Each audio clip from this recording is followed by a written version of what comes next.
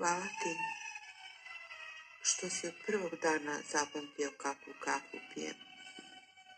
Hvala ti što razumeš da se u nekom trenutku dok slikam, pišem ili čitam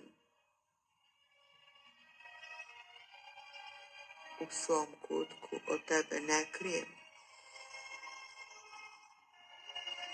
već da mi je potrebno neko vreme da ga za sebe imam, a da time ljubavi ništa ne oduzimam. Hvala ti što znaš da ako i nekom drugom kažem da ima lepe oči, ne znači da koketiram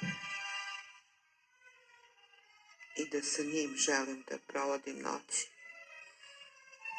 Hvala ti što znaš da mi je sloboda čak i od tebe važnija,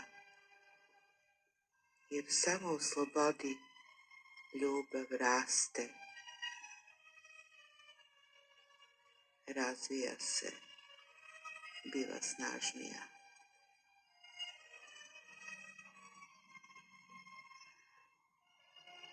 Hvala ti što znaš da bez slobode ne bih ni mogla da volim. Pitala bih se da li ti želiš samo moje telo kao stvar koja je u funkciji kad ti zatreba.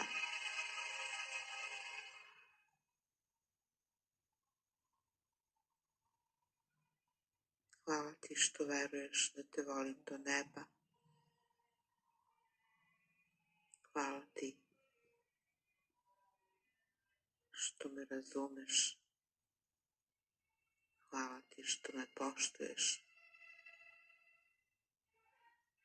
Hvala ti i što zaista volim.